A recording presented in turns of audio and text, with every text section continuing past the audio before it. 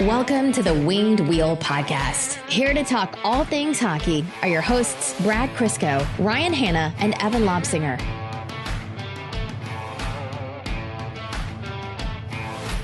I don't know how to start this without acknowledging how unhinged we in this week in hockey in the Red Wings world has been. And this is only the start of the second half of our planned episodes for this week. And there's still one more, at least, after free agency starts. How is it that it's year 9, 10, however you want to count it, and we're still finding ways to be surprised by how crazy things get at this time of year? What happened? Your ear is Say it into my good ear. And amidst all of this, if you hear Evan saying "what" a lot, it's not because he's confused as usual. It's because one of his ears isn't working. Can't hear out of it at all. It's the wrong time for traumatic ear injury, pal. Yeah. He looks enough like Archer that he could just walk around going, "Mop." The Stanley Cup was awarded. Jake Walman was traded. The Red Wings have been attached to every player under the sun. Massive trades have happened. And we still haven't done our mock draft. The draft is tomorrow.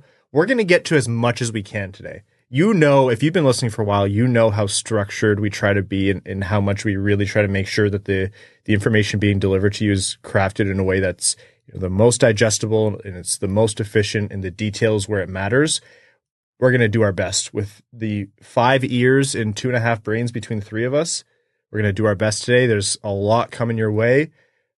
And again, don't get it twisted. This is all really exciting, but it's kind of like we actually have little notes for ourselves in front of us saying, don't forget to breathe. That's where we're at right now. The way the NHL structured this, I've got the perfect story from my day today where I'm standing at Hank's hockey game an hour ago. In between his shifts, I just decided to check my phone to see if anything's happened, anything's going on. First tweet I see is Nathan MacKinnon had won some award, and I went, "Oh, didn't know those were tonight." The NHL feels the same way we do right now, except this is the NHL's fault. We're all trying to find the guy who did this, and it's Gary Bettman in a giant hot dog costume. Welcome to the Winged Wheel Podcast, folks. Here to talk to you about all things 2024 NHL Draft, free agency preview, Pavel Datsyuk going to the Hall of Fame, the Stanley Cup being awarded, and 17 other things, maybe. I'm one of your hosts, Ryan Hanna. I'm Brad Crisco. And I'm Evan. On this episode of the Winged Wheel Podcast, we're going to start with this mock draft because I'm afraid if we don't, it's never going to happen. We are then going to talk about Red Wings news. We'll talk about Pavel Datsyuk being inducted into the Hall of Fame, and then recap what has happened for the Red Wings this week, and then what Steve Yzerman is up to in terms of trades and free agency. We'll cover NHL news, including the Stanley Cup being awarded to the Florida Panthers, Connor McDavid winning the Conn Smythe, and you know what? Whatever else we get to today, that doesn't have to, wait until next week before we get into overtime. Before all that, first, live stream 2024 NHL Draft annual tradition. Our good friend Adam Lascaris likes to joke that it's his favorite tradition of ours because we're always more focused on the draft than hockey at this time of year. But yeah, the live stream is a blast. We live stream on YouTube, youtube.com/wingedwheelpodcast. Go subscribe. We're trying to reach 10K. We're very, very close to 10K subscribers. We do a live stream. We start an hour before the NHL draft starts. We do analysis, reactions, our picks. We do giveaways, fan discussion, and lots more. It's a great time. So make sure to join us there. Also, the Winged Wheel Podcast is primarily brought to you by our Patreon supporters, patreon.com/wingedwheelpodcast. If you want to support the show, you get access to some really great benefits like the Winged Wheel Podcast exclusive Discord, as well as all of our giveaways. For example, you're automatically entered into all of our giveaways, including 2 tickets to every Detroit Red Wings home game, the vast majority going directly to our Patreon supporters. You also get access to our bonus overtime episodes, which record and post right after these main ones. So again, patreon.com/wingedwheelpodcast if you want to support the show. Mock draft. Evan, are you ready for your first? Do you know when you're going to do your first mistake and draft someone who's already been picked? Since I'm doing it off my phone this year, it'll be far sooner than I can imagine. All right. We are going to pick an order. Evan, pick a number between 1 and 3, including 1 and 3. All right. You're drafting first. Oh, that's no fun. But okay, I can do that. We'll go Evan, Brad, and then myself in that order. So we are going to do a 2024 NHL mock draft. We are going to keep the order as is. We're not going to try to, make any trades or anything. And we're also going to do this mostly under the premise of these are the picks that we think are going to happen. We'll take a little bit of a license where we think the team might flex a little bit, but by and large, this is a predictive mock draft to some degree. So for the San Jose Sharks, Evan, it is your pick. Well, I've had a very busy day since I'm Mike Greer. I've been upsetting Red Wings fans. I've been trading up in the draft. I've been doing lots of moves today. But with my first overall pick, I will take Macklin Celebrini. Simple enough. San Jose makes the easiest pick in the draft. Chicago, second overall. Brad, I know where you're going, but who are you going with? Well, if I were the GM, I'd be going with Ivan Demidov, but I am not the GM, and I don't think that's what's going to happen tomorrow. Everything that I've seen, heard, read has pointed to Artem Levshunov, and given how barren that team's defense is, it makes sense. So I think they're going to go Levshunov. All right, Artem Levshunov off the board, and this creates a little bit of a tough situation in my mind for the Ducks because I think at third overall, if you have an opportunity to take Demidov, you'd want to do it, but I really think that Salayev is going to tickle their fancy quite a bit. I'm leaning on sticking on that front. I'm going to say Salayev to the Ducks at third overall. It feels silly leaving Demidov on the board, but I could really see it shaking out this way. Anaheim, I've heard them connected to Salayev, Demidov, Buyam. I even think Wheeler was saying today he's heard Seneca is a possibility for them at 3. So, I know we know the draft starts at 2, but I think there's enough smoke around Levshunov with Chicago that I don't think that might be the big hinge in the draft we think it is. I think it's going to be Anaheim because there's a lot of players in play. Even Lindstrom, I've heard, is in play there. Yep, I wouldn't be surprised. Again, if you're not concerned about Lindstrom's injury history, then he fires up your board no matter how you feel about him. All right, Columbus, fourth overall, Evan. I figured I was going to take a defenseman here, but since you guys have kind of wrinkled that a little bit, the crazy thing is I think Ivan Demidov might actually get passed by Columbus at this point in the draft if he's still there. But since it's my mock draft and I get to make the decision, I'm going to take Ivan Demidov. I think his skill set is otherworldly. I think he'll be a superstar in the NHL one day. I think Demidov, I actually could see them making that pick no matter what way they want to go. That kind of talent you don't want to pass up. And generally you think with the changing of the guard as you've seen in Columbus, one, they're going to want to buy fan favor, and Demidov is going to win a lot of fans over with the kind of skill that he brings. I think there's less risk around him than maybe there was a couple months ago in terms of public perception. And yeah, that's potentially first overall talent level there that you're getting with Demidov. All right, fifth for Montreal, Brad. This is, I think, a tough one. This is a really tough one. They've got a very loaded blue line, so I don't think they would take Zeev Buyam here. I wouldn't rule it out, but I think with how their team is built right now, how their prospect system is built, I think they'd be sprinting to the stage for Caden Lindstrom right now. Yeah, I like Caden Lindstrom for them. I know there's a little bit of a split in the Montreal fan base as to who they should take, but Caden Lindstrom is a very sensible pick. They'll be mad to see Demidov go one pick before, and I wouldn't be surprised if Montreal was the team involved in spreading some, less than ideal concepts about drafting Demidov around to kind of sour him for other teams so he would drop to 5. Well, I think on draft day, Demidov is going to go to Montreal because I think Columbus is going to take Lindstrom. I don't think Lindstrom gets to Montreal, but they'd be thrilled if he does. Now, Utah, for me, they kind of are in the same position that I just mentioned about Columbus, where they're going to want to win fan favor. I'm seeing Berkeley Catton here, and I'm thinking, wow, Berkeley Catton would be great for them to add in terms of the skill level you can add. But I'm going to take a page out of Brad's book. You almost have the same thing on the blue line, and it fits a need for Utah in defense with Zeev Buyam. I think he could be, a top of the draft level talent when all said is done in terms of redrafting and reassessing how guys went. And I don't think you're missing out by going on defense on talent level. That's how much Steve Yzerman brings. And like you said, Brad, not to be confused with other defenders, like he can do it all, or at the very least has a potential to. I think this is who Utah wants. I think they're hoping the board plays out this way. I would be very surprised if he isn't their pick if he's available at 6. Okay. Next pick here for Evan, we have the Ottawa Senators at 7th overall. Don't hate their defense right now. And, what's a little bit of Canadian drama if I don't make this pick? The Ottawa Senators are going to take TJ Ginla. Oh. Pro level. He's got pro level traits already in his game. I think he's going to be a surefire NHLer, a productive NHLer. And I think Ottawa will make this pick. Piss everybody off. That is a spicy pick. Yeah. But you know what? You guys are kind of taking everybody that I liked for Ottawa at that spot. So, let's get a little drama going down at the Sphere. Brad and I meet before every mock draft and strategize on how to best ruin your picks, right? Yes, that is true. Well, I don't know what's more likely here, if Ottawa just takes Tej or if they call Calgary and say, give us something or we're taking him.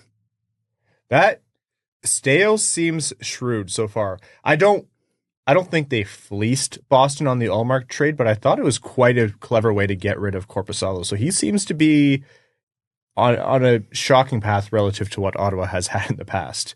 Seattle, 8th overall, Brad. Man, I think Seattle would probably hate the way this board's going because they want a defenseman. So they would have probably wanted one of Salayev or Buyam to get here. Seattle could go a lot of ways here. I think they'd probably be looking hard at Parekh and Dickinson. I don't think they would rule out Seneca here either, just because, all the smoke around Seneca is he could go top 5 possibly, and he's still sitting here. But I don't know. You know what? I think they would go Seneca if he's still sitting here. That is a lot of talent to leave on the board here. And I don't know if Seattle's the type of team that would take the risk on Parekh. And I don't know if they would be infatuated enough with Dickinson to take him over the upside of Seneca. That is, I don't think that's a reach, but I think you're going to find people who think that it may be. Based on everything I've read and heard for the last month, this would be considered a fall for Seneca. Yeah. Yeah, I agree with that, but I still think there are some folks who aren't enamored with different portions of his game. I know his NHLE, which there's a debate on how, effective of a predictive metric that is. It's not as favorable, but yeah. Well, that's the thing is you have to look at his season in splits, right? Yeah. His cumulative stat line from the year wasn't great, but if you just look from January 1st to the end of the playoffs, it's exceptional. Now, Calgary here, I think, would be obviously disappointed to see no TJ Ginla. And I don't know, do they pivot from TJ Ginla to Berkeley Catton, or do they look at Carter Yakimchuk? He plays for the Calgary Hitmen. If you're looking for a popular pick that isn't TJ Ginla, Carter Yakimchuk could satisfy a lot of fans there. Sam Dickinson's still on the board. Again, Berkeley Catton, Zane Parekh. Calgary has a bigger need for defense. Yes, they do, which is what makes me lean Yakimchuk or Dickinson, and I'm going to give the vote here to the hometown kid. I'll go Carter Yakimchuk to the Calgary Flames at 9th overall. Evan, New Jersey, 10th. New Jersey at 10, so... Oh, man, you've made it very difficult because I also want Zane Parekh right here. Okay. Case Dougie Hamilton gets hurt again, might be a good addition. I'm going to take Berkeley Catton here. I think he's best player available. His skill level, his ultimate ceiling is just off the charts.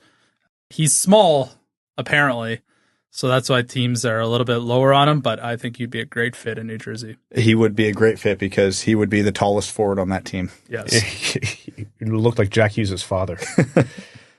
San Jose at 11th overall because they made that trade. They traded the 14th pick and a second-round pick to move up to 11th. That's all the commentary I'm going to have on that. Buffalo moved back to 14th. Who does San Jose take at 11? So there's two theories I've seen floating around since that trade was made. Either A, they wanted to make sure they got Cole Yzerman to pair with Macklin Celebrini, or they were making a bet one of the big 6 defensemen would fall out of the top 10 and they would be able to get him because their forward prospect pipeline is actually quite good. Their defensive prospect pipeline is horrific. So the fact 2 of them fell would be a gigantic win for them. I don't know if they are in a position to gamble on Zane Parekh. I would. I don't think they would. So I think they would go Sam Dickinson here. I think they would be thrilled with Sam Dickinson. Oh, they're doing backflips with both of them sitting there right now. He's probably, I don't know if this is a fair assessment. I think this way, but he would be an incredibly safe pick for them. Like safe, solid. I think Parekh maybe has too much. You're right. It's too much of a gamble. Like, because if you can walk away with Macklin Celebrini, who by all rights should be at least a top 2 player in this draft, and then a defenseman who should play on your top pair, even if he's not the best defenseman available there, you go with the safer one. Okay. I have Philly at 12. And just based on my understanding of what Philly is looking at, I think there's some different ways they can go here.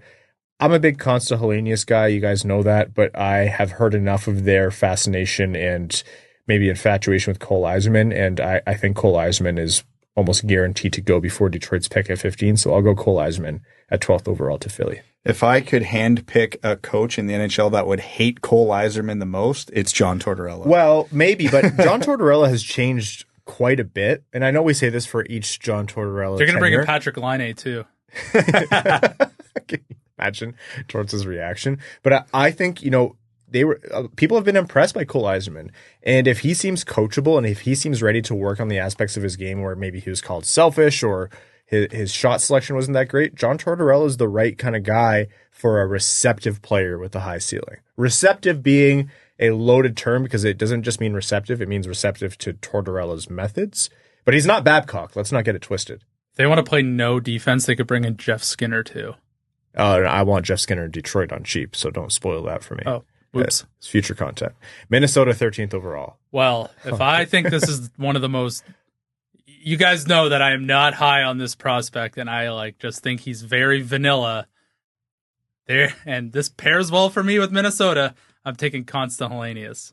Oh. I know you guys are way higher on him than I am, but for me, in this mock draft, I'm pairing him with Minnesota Wild. Evan loves mock drafts because it's his moment to have his agency and his license to say whatever he wants. Do I think that'll be their pick? Absolutely not. Am I doing it? Yes, I am. The rules out the window with Evan Lobsinger, Consta Helenius to Minnesota. I actually like that pick for them.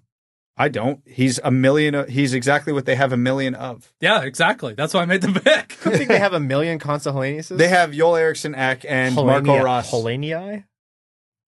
They have meant, yeah, that would be the multiple. Anyhow. Constant Constas. Let's move on. Buffalo, 14th overall, just moved back. Imagine being at 11 as a fan of the Sabres, seeing them trade back to 14, going, wow, we might have missed out on a premium piece moving back, sitting there at 14 and still just looking out in the stands and going, is that Zane Parekh? Why is he still... He hasn't been drafted? Yeah. Yeah, they're sprinting to the stage right now. That's our first... It's not happening that way. Pick. Oh, well, he is a purely offensive defenseman, and we know how NHL GMs hate those. But Buffalo has never shied away from skill. They are the team that just drafts on skill. And if we're talking who's the most skilled player left on the board, it's Zane Parekh, and it's not close. And he shoots right, and all their current defensemen are lefties, basically. So that works out very well for them. Can you do a recap of where we're at? I'm having no problem. I'm just mind sweeping right now. I'm avoiding the duplicate draft. Yeah, this is going great. First overall, Macklin Celebrini, Levshinov, second overall to Chicago, Salayev to Anaheim at third, fourth, Columbus, Demidov, fifth, Montreal, Lindstrom, sixth, Utah's Zeev Buyem, seventh, Ottawa, TJ Ginla, eighth, Seattle, Beckett Seneca, ninth, Calgary, Carter Yakimchuk, 10th, New Jersey, Berkeley Catton, 11th, San Jose, Sam Dickinson, 12th, Philly, Cole Yzerman, 13th, Minnesota, Consta Helenius, and 14th, Buffalo, Zane Parekh. So 15th overall, I'll make the pick, but we will all choose who we would pick here. 3 names stand out to me, and by no means do I think these are the only 3 names that the Red Wings will consider.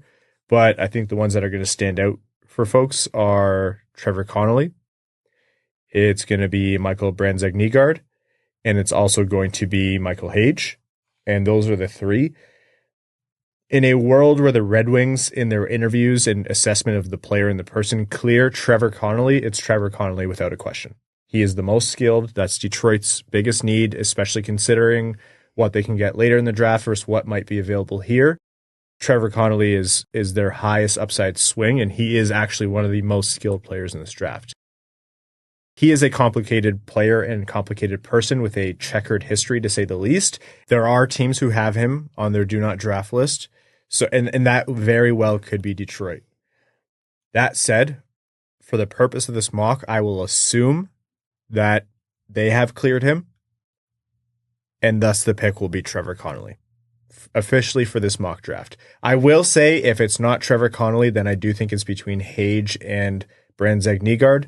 I am leaning Hage right now, even with what the Red Wings will do, filtered in with the bias of I really like Hage just as much as MBN. But for now, it's Trevor Connolly is the pick.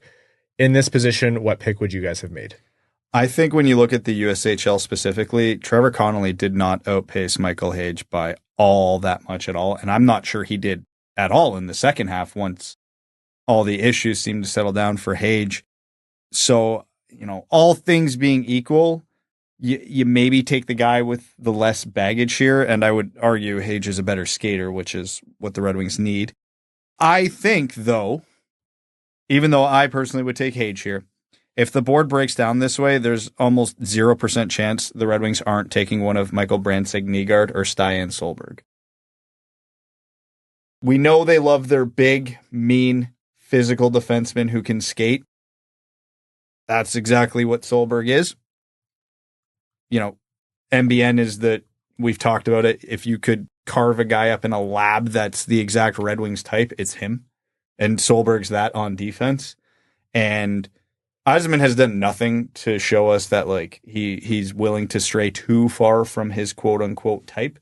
So I think it would be between those two, but I would take Hage. Yeah, I think I'm on the same vein as you guys, right? There's two Red Wings type prospects sitting there for Detroit at this moment in our mock draft.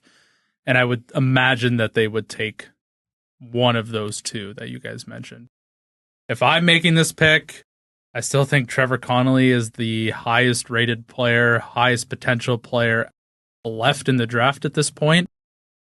And there's a real chance in the real draft that MBN's off the board by now. There's been a lot of teams who have really liked him. So, I mean, if I'm making this pick right now, it's Trevor Connolly. Okay. With that said, the pick officially on the board is Trevor Connolly, 16th overall to the St. Louis Blues. Evan. St. Louis Blues at this point, they've got a lot of different options. I think we're definitely at the point now where talent's we're into another tier of the draft. For me, I really like Jet Luchenko at this marker. We get to see him a lot in Guelph. I think he's got a lot more to his game from an offensive standpoint. I think St. Louis would like him. All right, Jet Luchenko to the St. Louis Blues. Brad for Washington at 17. Well, for what it's worth, I just looked it up. Trevor Connolly outscored Michael Hage by 3 points. So do with that information what you will. Michael Hage is still on the board. I'm going to take him because I think he is just the best player available, full stop. I think Washington would be better served with a defenseman here, but I think that's too much talent to leave on the board. So they will take Michael Hage. Michael Hage, 17th overall. There's no way MBN makes it this far. Neither was Solberg. We are very bad at this. Every time I look at another line on my spreadsheet, I'm like, ooh, piece of candy. Ooh, piece of candy. But we are going to take for Chicago, who previously took a defenseman at the top of the draft. They will be happy to get Michael Brandsegg-Nygaard at 18th overall. That might be almost best case scenario if the them. Draft actually shook out that way. I would say that's a tidy piece of work that they did. Yeah. My prediction on draft day is still Buffalo for MBN, but if Perrick falls. Like, there's no way. And I don't see that happening, so I don't see MBN getting this far because of that. I've also seen a lot of top 12 smoke for Solberg as well. Yeah, that's my hot take, is that Solberg sneaks into the top 10.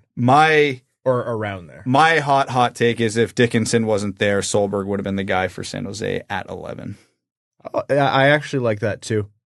You know what? Solberg, I personally wouldn't rate him that high, but I think with his toolkit and his skills, you could understand why a team higher up would want that package. And they're like, well, if I can't trade back like 2 picks specifically, just take your guy. It's the Mo Seider equation. All right, Vegas 19th overall, Evan.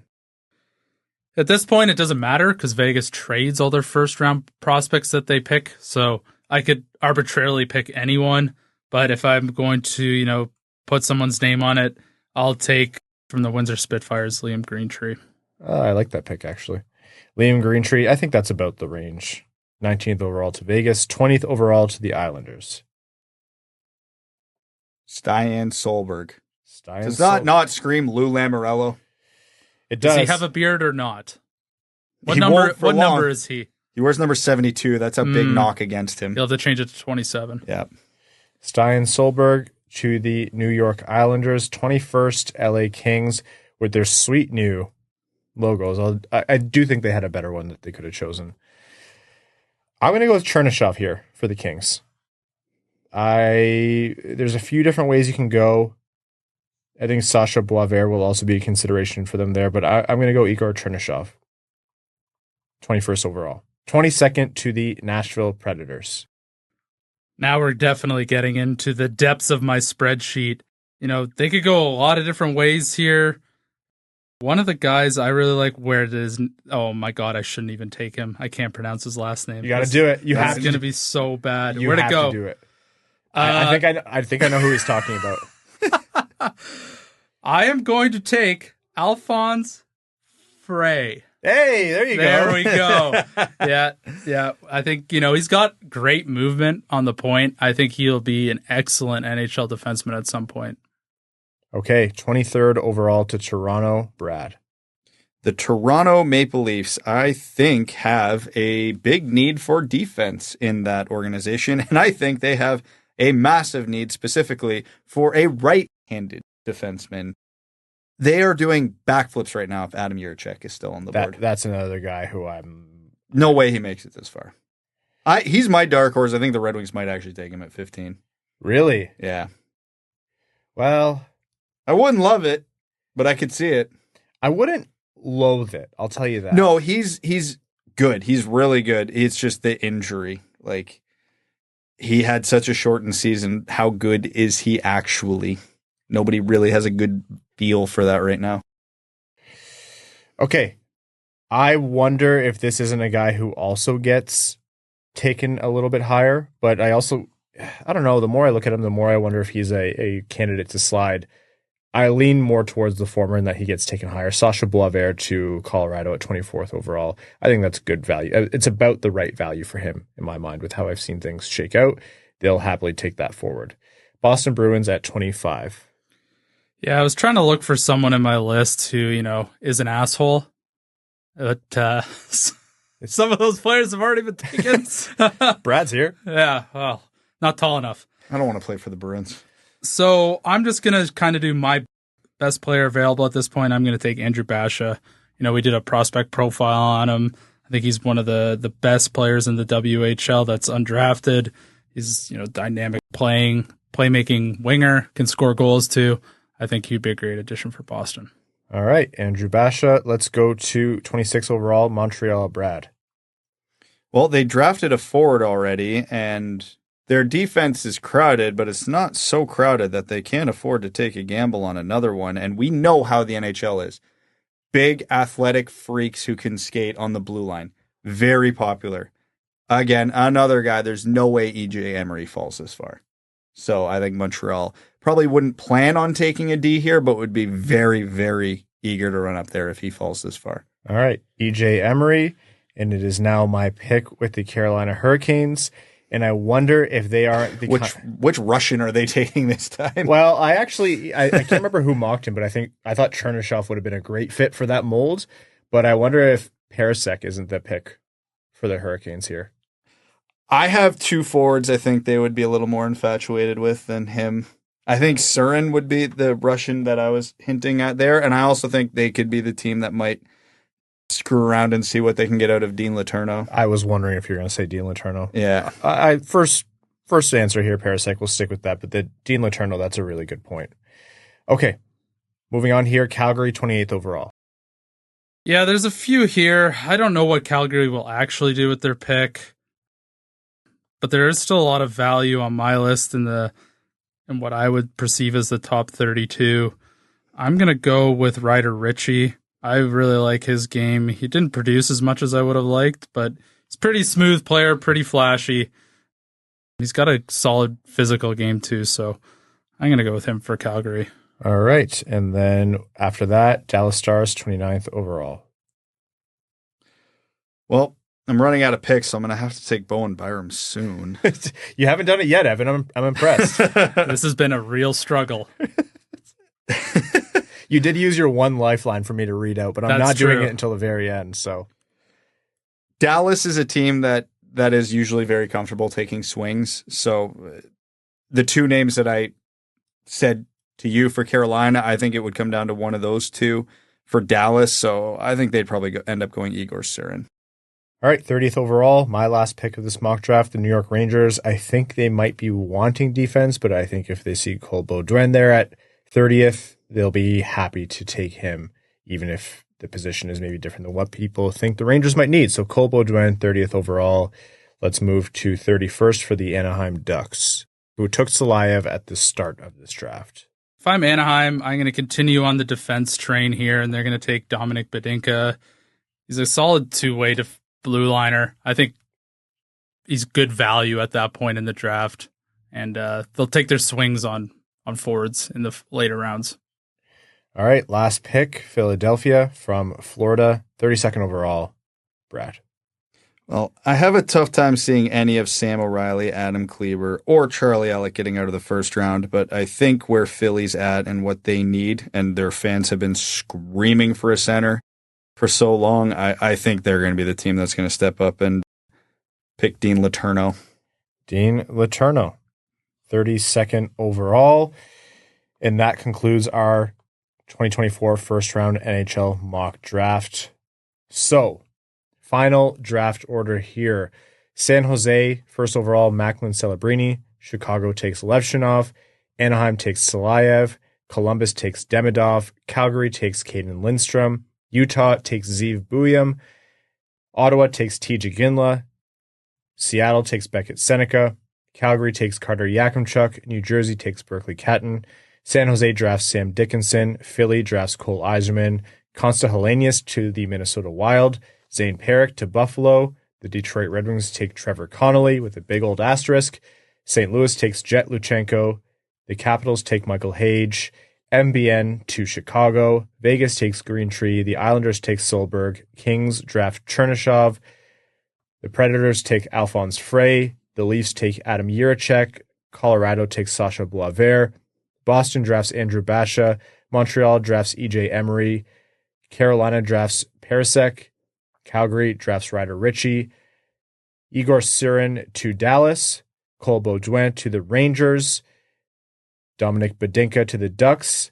And Dean Letourneau to the Philadelphia Flyers. That is your 2024 NHL first round mock draft, just in time for the real thing. We are going to take a quick break and be back with a lot more content. But first, we want to let you know that this episode of the Winged Wheel podcast is proudly brought to you by Labatt Blue Light. Created in 1983, this premium light Canadian Pilsner is a delicately balanced beer brewed with Cascade hops and a blend of malt. It's fresh, crisp, and brewed to the highest quality standards. There's a little bit of Canadian kindness in every sip of Labatt Blue Light. How did it get in there? They're Canadian. That's how. You can spread the love yourself by sharing a Labatt. And when you do share a Labatt, you're not just sharing a beer. You're sharing an experience that'll pair with anything from hockey to a hoedown. So next time you're watching a hockey with your buds, be sure to share a Labatt, because while you might not all root for the same team, although we on this podcast do hope you're rooting for the Red Wings, you can all enjoy a Labatt Blue Light. We honestly love going to games in Detroit and seeing Labatt being the beer that fans clamor for all over the arena. It's a reliable beer and great to have in your hand when celebrating a goal. So head to the link in the description of this episode or the one you see on your screen to find Labatt in stores near you today. You must be 21 or older, and as always, enjoy responsibly. Welcome back. Now that we did a hard reboot on Evan's brain after that, Evan, you did a great job. You did no repeats. You did have to use a lifeline, and you didn't even draft your favorite player ever. Anton Lundell, Seth Jarvis, Bowen Byram. It was Bowen Byram, but I guess Anton Lundell you actually did as well. It's funny, all the guys I redraft are surefire NHLers. Could you redraft a couple of Red Wings picks next time? I thought we do that almost every episode. Yeah, that's a great point. Speaking of the Red Wings, let's jump into some Red Wings news. Before the incident, before we jump into the fire, why don't we talk about some good news? Pavel Datsyuk, always said surefire Hall of Famer, is a surefire Hall of Famer. He is one of the 2024 Hall of Fame inductees. Congratulations to Pavel Datsyuk. Also going in, Jeremy Roenick, Shea Weber, Natalie Darwitz, Chrissy Wendell-Pohl, and Colin Campbell and David Poyle as builders. But obviously the Red Wings news here, Pavel Datsyuk is a Hall of Famer, another Hall of Famer from that 2002 Stanley Cup team. That makes 10 just on ice skaters. And I don't think there's many people. There were actually idiots out there arguing that Pavel Datsyuk wasn't a first ballot Hall of Famer, Wrong. But Pavel Datsyuk's a first ballot Hall of Famer. He was your favorite player's favorite player. So of course he was going to get in. Pavel Datsyuk had all of the, is this guy the greatest two-way player of his generation that you would attribute to Patrice Bergeron or anyone else who fits that mold? And Alexei Kovalev's skill, but more. Like, he was a unicorn of all unicorns, also freakishly strong as well. He also beat up Corey Perry, so that automatically gets you into the Hall of Fame first ballot. 4-time Stanley Cup loser, Corey Perry. Yep. His last. Is that in a row? No. He lost to the Leafs. He took a little break. Oh my God, that's worse. Yeah, in 5 years, he lost in the Stanley Cup Finals 4 times and lost to the Leafs once in there. So it's a tough He's down scene. bad. And we're all sobbing about it. But yeah, Pavel Datsyuk, I mean, favorite players, a great way to put it. Unfortunately, I think we're now getting out of the generation of draftees who would say that. I think they're even moving beyond Pavel Datsyuk, which makes their favorite players like Austin Matthews when they were growing up. Shut up. Yeah. Isn't that horrifying? It is absolutely horrifying, but the way he created magic on the ice was legitimately like no one else I've seen in my lifetime, and I would be surprised if we saw another with the tools and skill set and top of his game that he had. When Pavel Datsyuk was at his peak, which was for quite a long time, I legitimately think before Sidney Crosby really rose to his level, Pavel Datsyuk at moments was the best player in the world. Oh yeah, 100%. There was a stretch there for about 3 years where you could make the case for him or Zetterberg. Zetterberg in the postseason was an animal. Yeah. And still not in the Hall of Fame, and they left a spot open, but I digress. We're going to talk a lot about Pavel Datsyuk. This is one of those pieces of news that doesn't need to be talked about in this moment, and it feels almost rude to move past it, but there's just things that need to be discussed right now because this episode's also going to serve as our free agency preview. Now, we can't talk about free agency preview without also talking about the Red Wings made this trade to clear up cap space wherein they moved Jake Walman for a future considerations return, and also there's a second-round pick attached to send him to San Jose for them to free up that cap space. We had a big discussion about that in the emergency episode, which dropped before this one, so go give that a listen if you haven't yet.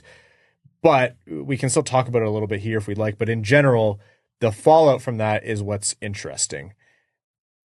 Every indication I have that we've collected, and every indication from anyone else who's reporting on this, is that Steve Yzerman is up to something. No matter what you think about attaching the second round pick, which nothing else has happened since then. No one's gone on waivers. No one's been bought out yet. There wasn't any kind of secret return that we've seen for the future considerations yet. All that aside, Steve Yzerman wanted to clear this cap space for something. And the funny part about this is that something could be a lot of different big names, because we have heard him attached heavily to Gibson, John Gibson from Anaheim, the goalie. Jake Guentzel has been thrown around. Steven Stamkos has been reported. I think Chris Johnson was the one who reported that. You know, if Stamkos doesn't re-sign in Tampa Bay, and that doesn't seem to be a certain thing, maybe he'll make a run at him. Is he going for DeBrusk? Are they going to absorb any part of Trouba's contract? Is Chychrun in play? Because I think Ottawa is likely to deal him, if you ask me. Jarry has been talked about from Pittsburgh. Yzerman is wanting to do something here, and at the very least, thoughts and feelings on the Walman trade aside, I don't think Yzerman's goal is to come back next year with anything similar or very similar to what they had in the past. That list you just rhymed off, it concerns me how much of it I hate. I don't think there's very many good fits for the Red Wings there at all. And I'm not talking about this season. Obviously, I know people are going to scream at me. He's like, those are all good players. Age and contract matters a lot with where the Red Wings are at right now, which is why I don't like any of those options. But, you know, the conspiracy theories keep flying around because, yeah, the Walman thing came out of left field. There was no need to attach a second-round pick to it. There was no immediate move in the aftermath because on Tuesday night, we did hypothesize that it might have been a time thing, like he needed to move it today. Nothing's happened since then, so that clearly wasn't the case. Sean Shapiro reported that most NHL teams were not contacted, so that just led to even more confusion. And Max's theory of, yeah, there's something else going on, and they just didn't like him. Sure, whatever. We don't know whether that's as a player. We saw his diminished role. Whatever. Don't care. Not speculating. Still horrible asset management. But it makes it even worse if they go out and use all that money on a 30-year-old or a 30-plus-year-old. You know, we talked at length about serving the cup window for the Red Wings, not the playoff opening window, whatever you want to call it. Jake Guentzel, great player, would help the Red Wings a bunch for the next 2, 3, maybe even 4 years. You don't want to give him a 7-year contract at 30 years old where you're at. Same thing for Sam Reinhart. Same thing for Elias Lindholm. Steven Stamkos probably gets a shorter-term contract, so even though he's older, I'm actually more okay with that because he'll be off the books by the time it really matters, and he would be a good piece to help them get to the playoffs because every time I say this, people act like I don't care about making the playoffs. I do. It's important, but you have to build carefully.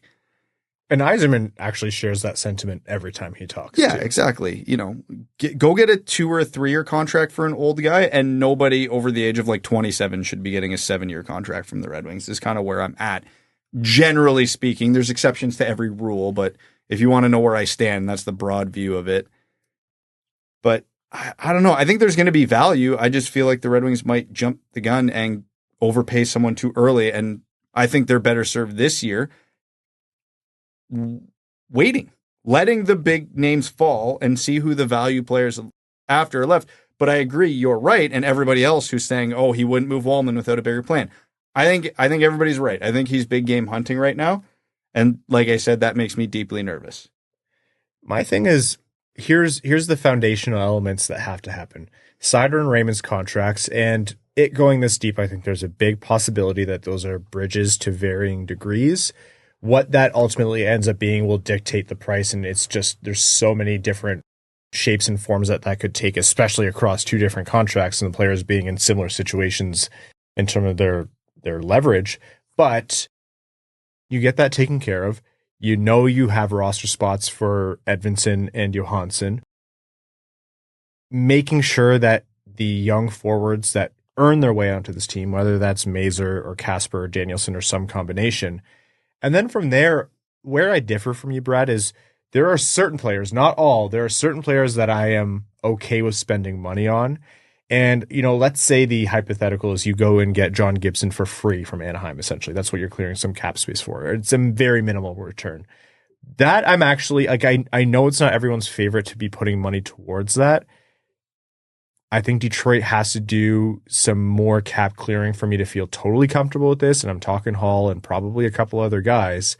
But interim players that will help them keep rolling on and keeping their slow progression.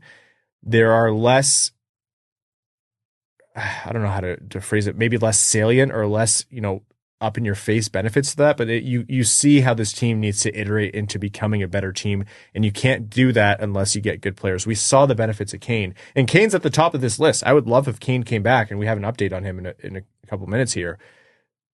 In general, I align with your thinking, Brad, but I do think there are some players where I'm kind of happy to make that exception, provided that the contract isn't insane. Yeah, like I'm with you on Gibson. Some people who know goalies way better than me have talked me down on him a little bit, but it's still only 3 years at a manageable cap hit. Like, it's not like he's $8-9 million. And if you don't have to give up anything to get him, great. Hell, how the market's going, maybe you even get a sweetener. Unlikely. But I digress. But yeah, and at least we know his floor is reasonably high, which is something the Red Wings haven't had in a while, i.e. stability, even if it's not above average stability. Average stability would be great. But yeah, it's just, we've seen Yzerman do this before, where he pays old guys too much money for too long. Now, he hasn't done that on the big names. We're talking Schrott, Kopp, Comfer, Hall, etc. It's a whole nother thing if that's Jake Guentzel or whoever, someone who actually moves the needle. It'll be real fun in the short term, but again, your first priority is that cup window. Your second priority is the next 2-3 years. Guentzel doesn't scare me more than Stamkos does. Stamkos scares me less because I don't think he gets more than 2-3 years. I think the way you get Stamkos to leave Tampa Bay is with more term. Because Stamkos has said he wants to play 5 more years or something like that, right? Yeah. And if we pay him 5 years, I'm going to hate it. Like, that's the reality of it. But if you get him on a Patrick Kane type contract for 2-3 years, I don't think Stamkos is taking 2, but I know Patrick Kane, they're trying to get on 2 or less. But even 3 years, okay, there is your stopgap to your cup window, and he's going to help you get to the playoffs. Like, again, what would the Red Wings be better served doing? Waiting for the market to cool down, and all of a sudden you're looking at all these big forwards gone, and there's Jake DeBrusk, willing to take a 5x5, hypothetically. That's a better scenario for them, right? He's not as good as Sam Reinhart or Elias Lindholm or Jake Guentzel or all these other guys they're connected to. I understand that, but in the big picture, they would benefit the team more because of the cap space saved and the term saved. There's no way a team doesn't just offer Stamkos whatever he wants, right? Like, Utah should be offering him everything. 100% they should. Yeah, and while you guys are talking, I was looking at the list of UFAs, and if we're looking purely at an age perspective, man, there's not a lot of guys who really tickle my fancy. And that's just the nature of UFAs, right? Jake DeBrusk is the only one, I would say, who's 27 years old. Everybody else is older, but they're going to cost a lot more. That's literally the only guy at a high level that I think would be of any interest. Here's where we're going to push back, though, and I understand what you guys are saying, but that's just UFAs, right? Like, no. UFAs are all going to be older. Yeah. You are objectively right, and this is kind of the bigger point that I haven't mentioned yet, so thank you for prompting it. You're welcome. Most teams' biggest mistakes in their franchise building happens on July 1st. Like, the teams that sit out of the big moves in free agency generally do better in the long term. Brad, where do you expect Detroit to just get, a defenseman who could just make the Stanley Cup winning defensive play on Connor McDavid? Waivers? What a novel thought. Well, if you guys want to make the Stanley Cup finals, Corey Perry is a free agent, so there you go. I like the trade market a hell of a lot more than the free agent market right now. And I understand you have to give up assets, but I would much prefer a Marner or a Nachas or, there's a couple other guys out there that make a lot more sense for the Red Wings. I think the way everything's shaping up, my opinion is, maybe this should be a quiet offseason. You deal with this season, you hope a couple guys progress and overperform and you're still in the playoff window. And if they're not, well, you get another top 10 pick. And when you look at where the Red Wings are, they might need that still.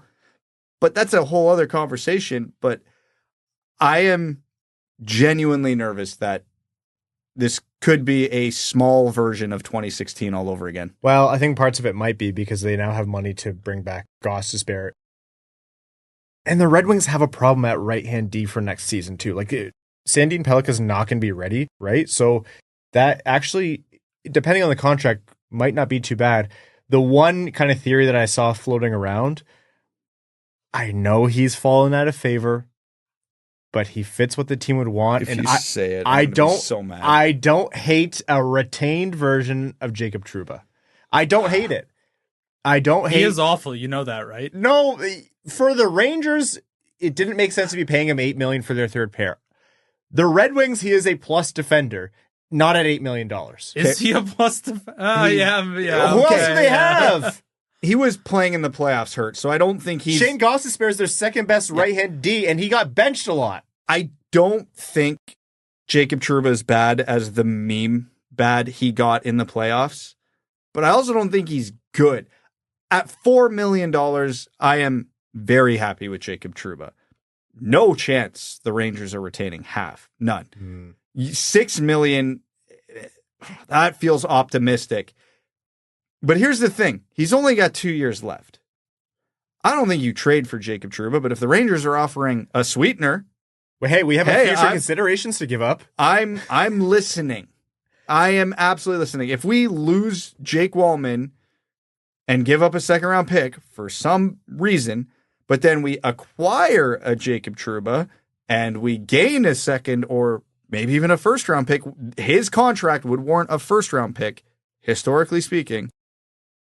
I'm okay with that because, again, it's a short-term stopgap to your next generation. Yep, I agree. I don't think he's particularly good, but I would rather pay a Jacob Trouba too much cap hit for the next 2 years than go out and pay a Shayne Gostisbehere $6 million for 5 years. You know what I'm saying? Even though I objectively like Shayne Gostisbehere a hell of a lot more than Jacob Trouba. You know how many video review calls we're going to argue about if we have Jacob Trouba on this team? Yeah, I'm not even getting into that. Two are just going to fight each other. No, because our descent into like just the home review of like, oh, since when are elbows to the head not clean? No, here's the sad part. As much as I think he is a genuinely dirty player and a cheap shot artist, he is kind of what they need because they are a very soft team. Yes, I would much rather have a liability Jacob Trouba than a liability Justin Hall or a liability. Yeah. It's not fair to him because I think in the right role it's fine Jeff Petrie, right? At least Jacob Trouba scares the living hell out of other players. If he can just learn to use his shoulder instead of his elbow, my desire to acquire him as a player goes up by at least 40%. He won't. I know, but you don't care, kind of as. Just fewer penalties for it? I don't know. I don't even mind the penalties if your overall team toughness improves. Here's the thing. There are a lot of different directions the Red Wings can go. We haven't even talked about other trade targets like Saros or Zegras. Ullmark is off the board because of the trade that Ottawa made with Boston, which I actually thought was quite shrewd. Yeah, Boston, what are you doing? But the thing is, Ullmark didn't come with an extension, and you don't know that he's going to. Doesn't matter for Ottawa. They unloaded Korpisalo. That alone is almost worth a first. And that, to me, is why I think it's a good trade for Ottawa. So, Ottawa traded... Anton Forsberg is their backup, right? Correct. So, there's a Swedish connection between those two goalies right there. That's another angle to get that contract re-signed. And Ullmark has already said he's not reviving the goalie hug with Forsberg. That was a him and Swayman thing. So sorry to everybody who's hoping for it. So they traded Korpisalo, 25% retained. So they retained $1 million. Terrible contract. They got away from it as soon as they could. A 2024 first round pick, which originally belonged to Boston, which Detroit previously held, and Ottawa got it in the DeBrincat trade. Mark Kastelik in exchange for Linus Ullmark. 1 year left. No extension, remains to be seen. It's been reported that he's willing to play it out. So Ottawa's taking risk here. They're doing that thing where they bring in a guy who might want to leave, but they got out from that contract. So with an extension, it would have been a fleecing. Without the extension, I actually think it's more measured for both sides. Yeah, it's reasonably fair, again, because to get out of 3 years of Korpisalo, that almost is worth the first by itself. So even if you only get 1 year out of Ullmark out of it, it's still probably a win for Ottawa. So there's a lot that potentially could happen in free agency. Trades could happen before the draft, right after the draft. Free agency, obviously, on July 1st. So our next episode is going to be the post-draft review. We're going to be live streaming on Friday. Tune in, youtube.com/wingedwheel podcast.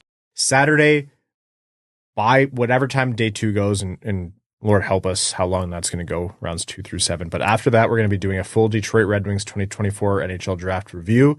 That episode will be coming your way. And then by July 2nd, because free agency starts on July 1st. By July 2nd, we'll have an episode for you. We are at the mercy of Steve Yzerman and the Detroit Red Wings, though, so we'll see what happens and what the content dictates. But that is a little mini free agency. Here's what's happening in that world preview. Oh, and on Patrick Kane, it's not out of the realm of possibility that he comes back to Detroit. I think those lines are still open. My understanding is he's really set on his 3-year term. That's what he's out there looking for.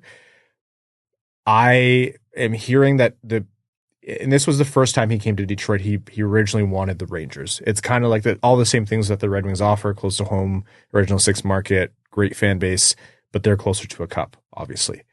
And I don't get the sense from conversations that I've had that the Rangers are willing to go to 3 right now.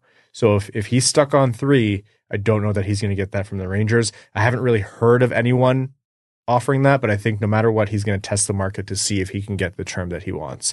I think the Red Wings' preferred term on him is 1 year. That's what Steve Yzerman prefers.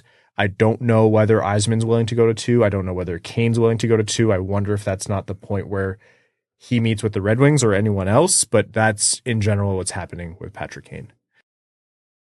We have updates on everyone forever, but let's just let a little bit of this play out and maybe go to bed on time before the draft stream. The Stanley Cup awarded to the Florida Panthers. Game 7, I think Florida, because they had last change, were able to get the matchups that they needed, and I think that was the difference in a tight, scrappy, chippy win where the Panthers got it done. I think the matchup game was huge, and I think a couple subtle errors, not even big errors by the Oilers, are what ended up doing them in. Because, first of all, the main reason Florida won, just to get that out of the way, I have never in my life seen a team sell out on defense like Florida did that game. That was the Florida Panthers from the rest of the playoffs that game. Yeah, they were suffocating. Like the play where Connor McDavid was on top of the crease in the third period and Forsling gets his stick right before he knocks it into essentially an empty net, and then the puck's sitting there and Hyman's got an easy tap in and 2 Panthers just come flying in to keep it out. It was a masterclass. And the game came down to little things like there were icings where the Oilers got McDavid out against someone other than Barkov. And I remember 3 separate times they had sustained pressure. Like it went exactly how you would think, McDavid and Draisaitl against anybody not named Barkov. And Ekholm had 3-point shots. He just floated into Bobrovsky, and Bobrovsky was able to hold it easily to get the whistle. Like little things like that were the difference in the game. Sam Reinhart's goal, Edmonton's defenseman just backed up a little too much and gave Reinhart the room. Stanley Cup winning goal. Like that truly was the most game of inches game I've ever seen. The amount of shifts where I was like, oh man, the Oilers are really hemmed in. They can't break out. Like, I wonder what depth line this is. And it's literally McDavid, Draisaitl, like it's their top players. There's a lot of love for Sasha Barkov, and for good reason. And, you know, without obvious statement is obvious. Without him, they're not winning that cup. But who else has been that effective? And you don't want to say shutting down McDavid. Like no points in the last 2 games is huge. That's massive. But just in limiting him enough where your team can do it. The only person I've seen limit Connor McDavid to that level any point in the last 5 years is Ken Holland. Well, that's about to change. Yeah, because he's gone. Ken Holland's out in Edmonton. There's just news everywhere. Also, with the Walman thing, I'm just jumping all over the place right now. That's fine. I'm sure everybody is trying to keep up just like we are. With the Walman thing, everyone's wondering it with future considerations. Could this be San Jose retaining on a trade in the future? They can't. They have money in Burns, Carlson, and Hurdle. Those are their 3 retention spots. They cannot retain any more money in trades. Yep, you are in the CBA only allowed to retain on 3. Connor McDavid winning the Conn Smythe. He's the first skater to win the Conn Smythe from a losing team since Reggie Leach in 1976. Didn't come out to grab it, unsurprisingly. I don't think Connor McDavid wants to be within a million miles of that trophy. But, you know, because it's a all-playoffs MVP, I think that was where you had to go. I can hear an argument if it was just finals MVP based on how games 6 and 7 went, that maybe Barkov could have gotten it. But for all playoffs, it, to me, is indisputable. Oh, yeah, there was no debate here. Anybody who thought it shouldn't have been McDavid, I don't know what to tell you. The Panthers, man, like, I know a lot. I had no rooting interest. I was just happy for good hockey, and I was happy for Game 7. But like outside of the 3 games where Edmonton scared the life out of them, by and large, they played, to my memory, the most complete playoffs in terms of this is a team that has the players, the goaltender, and the game plan and the execution on all of those things to a T where other teams seemed hopeless. The Oilers really did give them an amazing challenge, and it wasn't a surefire thing that they were going to win Game 7, but for the rest of the playoffs, like they were just steamrolling everyone. If you're ever going to pick a team where other teams are going to try to copycat league them, the Panthers are like the de facto poster boy for that now. Well, it's hard to gauge because Florida had such an easy lineup to get to the finals, going through Tampa Bay, Boston, the Rangers, and the Oilers. They made the Rangers look so beatable that Rangers fans were like, are we actually bad? And that's do they want the actual answer to that? But no, that's got to mess with them because I think the Rangers had the talent to do a lot. Like, I mean, if Florida wasn't there is a stupid thing to say, but I easily could have seen the Rangers as an, if not Florida, then who could make the finals out of the East team? Why not? I could see the Rangers one more year before Shesterkin leaves in free agency. That's right, to Detroit. And Prashant and I are going to get into a fist fight because I'm going to be all for that $12 million contract and he won't be. And then that'll be that. I can't wait I need Costa to put up like a 929 in the AHL this year just so you won't. Brother, there are worse things that I could be wrong about. If that's what happens, I'll be thrilled. I guess my closing thoughts on this series was Edmonton's horses just ran out of gas. The finish line was there and they just couldn't get the team across, and they put out an effort that we have not seen in our lifetime, and it still came up short. So, we asked for 7 games of hockey. We got a 3-0 series lead for Florida. We were like, oh, well, this will be quick. And we got maybe one of the best playoff series, best finals series of our lifetime. So can't be mad. It can't be mad at all. Okay. There's going to be more to come on that. Again, there's just so much that has happened. Michkov coming over to the NHL. That's massive for Philly. I think that just justifies every opinion we had going into last draft. Yeah, that you move up from Michkov at all. 100%. Yeah. At some point, when do we...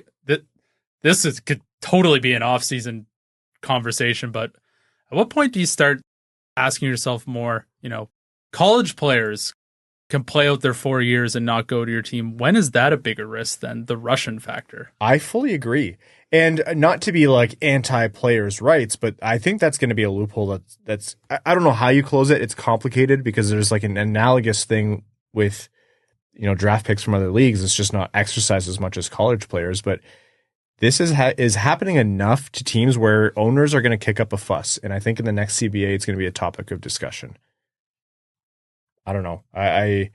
How many times have you seen these players basically pick their program? And am I saying Rutger McGroarty is not justified? No, but it's kind of. It just became the most popular podcast in Calgary. Yeah, that's fair enough. Because of Adam Fox. Yeah. Yeah, but how do you close that in the CBA? If you go 12 mil over the cap, you just automatically lose all your college free agents. You go into LTIR, you lose. That's how they prevent both. Yes, we can argue about the cap in the offseason. Okay, let's jump into we're going to skip Arizona for now. We're going to skip a bunch of the rule change stuff for now. Let's jump into overtime in this episode of the Winged Wheel podcast as we prepare for the big day, which is the draft tomorrow. Again, overtime is brought to you by our Patreon supporters, patreon.com/Winged Wheel podcast. If you want to support the show, the overtime bonus episodes, the giveaways, the Discord are some of your benefits from being a patron. You allow us to produce this content, including emergency episodes and the live streams and whatever our 7th episode of the week is going to be. You allow us to produce Expected by Whom, hosted by Sean Shapiro and Prashant Iyer. And you also allow us to support the Jamie Daniels Foundation through initiatives like Winged Wheel Podcast Nights in partnership with the Detroit Red Wings and the Grand Rapids Griffins. So again, patreon.com/Winged Wheel Podcast if you want to go above and beyond and join the Dub Dub Club. Comments here. Wings fan in St. Louis, Scott says, I love draft night. Always wonder what surprise moves will be made. Also love that Datsuk got elected to the Hockey Hall of Fame on the first try. Now they got to get Zetterberg in with him. Enjoy the draft, guys. Hopefully it will have some excitement happening. What do you think about Zetterberg? How many ballots do you think it'll take for him to get in, if at all? McGillney should have been in the last 15 years, so I'm not holding out hope. He should be in already. I've heard McGillney, they're worried he won't come in to accept it. And who cares? Well, it's just a precedent that they've set. That's why. And they then will only elect him in after death. Jesus. Stupid. I didn't want to waste time on the episode, but I can't tell you in strong enough words how much I hate the Hall of Fame selection process. It's so... Because there's no transparency, because no one knows what it is. And I'd be okay with that if what they produced ever made any semblance of sense, but it doesn't. And then they're too scared to actually reveal it publicly. I hate it. Okay. Next one from Wizard of Osgood says, a lot of talk about Gibson from the Ducks. Am I crazy to think I'd rather go with Lyon and Husso for one more year than 3 years at 6.4 for a goalie that hasn't played well since 2019? Find a goalie next summer to pair with Kosa.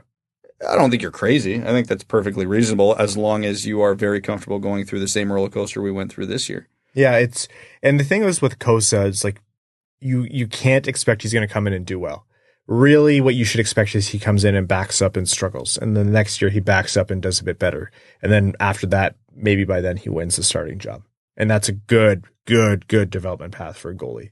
It's hard as a young goalie to come in. Udalali says, based off their draft profiles at the time of their drafts, where would Danielson, Sandin, Pellikka, Kasper, Edvinsson, and Kosa fall in this year's draft? It's a lot of players to put in. Danielson, I think, unironically, would be falling around 15. Yeah, I think there's better versions of what he does higher up, or at least perceived. Yeah, I think Sandin Pellikka probably goes around where he did. I had him rated higher than Danielson, though, so it's hard for me to I have to kind of quantify where he actually went relative to where I had him. Edvinsson probably is in that group of 6D, but he could go anywhere in there. Probably in the 8 to 10 range, I would guess. I think he goes top 10 just because of the tools. Yeah, I think it would come down to the flavor of defenseman any given team wants because, again, there's 6 others of them. Kasper, I hate to say it, probably top 20, maybe. Yep, I think that's fair. Yeah. Maybe he'd be in the conversation with the Jet Luchenkos of the world. Okay. Moving on here. Next question from Matt, and I think this is a good one. It says, it feels like our prospects are in better hands today with the Griffins coaching staff and the overseas mentors than we had earlier in the rebuild. Are there any prospects you think could have developed better with this group? It's a really good question. Yes, and my answer is all of them. We saw flashes from all of them, and just some of them didn't pan out. Some of them were beyond our control. Evgeny Svechnikov, there could have been something there. Injuries led to us never knowing. Dennis Cholowski, when he first came up to the Red Wings, was electric, and you could just see the creativity get beat out of his game as time went on, and the yo-yoing that was going on with him completely ruined his development. You know, Zadina, say whatever you want. I've given up on that one, but yeah, there's a lot of instances where I think it would have helped with a bit more of a streamlined prospect development path. Michael Rasmussen. Yeah, he was a victim of the CHL-NHL agreement. Yeah, but hindsight 2020, you send him to Europe or you keep him in junior. He was nowhere near ready for the NHL.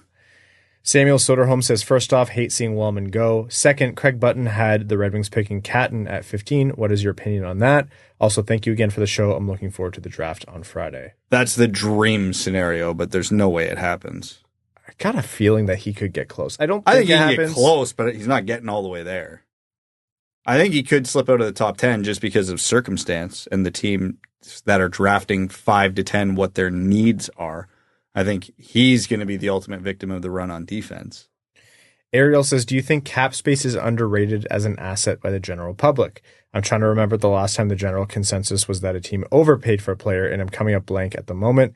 I'm wondering if the market weighs cap space more than we realize it does. Thanks and cheers. Yes, and I think that's a big problem with a lot of NHL GMs as well. They don't truly value how much it's worth. The part to me is, though, that the cap is going up, and I know we say don't use that to justify bad contracts, but with cap space, it's a little bit more of a 1-to-1 ratio. So in my mind, I don't think cap space, I don't know, I have a hard time applying the same premiums that you would use to unload cap space that you did in the past now currently, based on how the cap is going up and it's going to go up again in the future. So that's the part that I struggle with a little bit. But I think in general, Ariel, you are right. The public and the organizational perspectives are not aligned. But in two very different ways. When you're bad, you should be eating all the bad contracts you can to accumulate assets. And if you're really good, yeah, every dollar matters because you need to keep acquiring good players as much as often in your window. And the last one here, this made me sad. From Give Walman the Heart says, do I retire this username or keep it? I'm trying to think of a shark pun here that would have worked. I think you keep it until you're inspired by another Red Wing. It could be Danielson. It could be... Give Walman a second. It could be Chychrun when the Red Wings... Give Walman a second. Jeez. We're wrapping up this episode of the Wing Wheel Podcast. Folks, tune in tomorrow, Friday, an hour before the draft. We are going to be live streaming on YouTube. Subscribe. Help us get to 10,000 subscribers. Thank you all so very much for tuning into this week of crazy content. We're not done yet. Maybe by the end of it, Evan will be able to hear out of his right ear. I'm trying right now. Is it working? No. Thank you all so much for tuning in. If you're a new listener, welcome to the chaos. We're usually a little bit more structured than this, but the NHL has dictated that we can't be. If you're a listener of old, this is what you're used to. Thanks for hanging in there. To all of our patrons, we cannot thank you enough for helping make the show and the live streams and the bonus content possible. And to Labatt Blue Light for sponsoring this episode, thank you so very much. To all of our name level supporters on Patreon, thank you. Arjun Shankar, Yves Bartels on behalf of the Sarah Grand Foundation, Aikfer, Samuel Soderholm, Icon, Victor Zetterberg, Ghost of OSBP, Glenn Brabham, Croner's Left Knee, Ashley Van Conant, Sea Lion, Keenan O'Donohue, Brad is Wrong and Plays Like Sprong, Matthew M. Rice, Admiral Matt S. at the Cheesebag Navy, Carl Brutanen Nanalewski, Carl Provy, Citizen High Five, Clip Clop Nene, Connor Scovey, Craig Kibble, Denny's Gamer Girl, Derek Enstam, Seider, Dickens, formerly Marlon Winchester, DJ Denton. Everyone looking at their phone right now is a lovely and kind person. God Creatives, Give Blood, Fight Probert, Goose Looney's Drinking Club, Hockeytown Love, Hockeytown Matt, Sam Al-Qassem, Jay Gollum, Jacob Turner, Jeff Pridemore, Joel Miranda, Jonathan Miller, Kaylin Wood, Marcus, Marty, Matt Keeler, Matt McKay, Michael Edlund, R.A., Rawl, Pud, S. Klein, Scott Martin, Sid Dutler, Skeletor, Screen Lube, Stoli70 Wingnut. That's what I appreciate about you, Walman's Elite Dancing D. Why is no one talking about Evan's Hot Tub? Eiserplan Stan, General Andy Bohan of the Cheesebag Army, Sam Bankson, A.A. Ron, A.B. Adam Rose, All Motor No Hands, Axel Sandy Pelika, Bellingham Acid Balls, Chimkim Nutguts, Chuck Buffchest, the Tarpless Goon, Commander Ben Barron, the Cheesebag Space Force, Connor Layton and Corey Prida, Darren Fick, Datsukes Dirty Deke, Datsukes Dangleberries, D-Pots, Eric Nance, Frank Stanley, Gene Sullivan, Griffey Boy, James Pridemore, Jeremiah Dobo, JM Rhapsody, Joey Jojo Shabadoo, John Evans, Derogatory, John Engels, Josh Yelton, Kevin McCracken, Quaz, Les Grossman's Ungodly Firestorm, Linda Hull, Michigan Boy and Avs Country, Ophelia, Salt Lake Sugar Girly, Steven, The Hodag, The Saddest Gritty, The Hat 123. This account brought to you by Bauer, Throw, The Road Puss, Wings fan in St. Louis, Scott, and your second favorite patron. Thank you all so very much. The draft is next. Thanks for tuning in to the Winged Wheel Podcast. Be sure to check out wingedwheelpodcast.com, where you can subscribe to the show on iTunes, Spotify, or wherever you get your podcasts. You'll also find links to other ways to support the show, such as Patreon, official podcast apparel, and more. And don't forget to follow the show on Twitter at Winged Wheel Pod. And of course, the hosts at Brad Crisco, at Ryan Hanna WWP, and at Hockeytown Evan.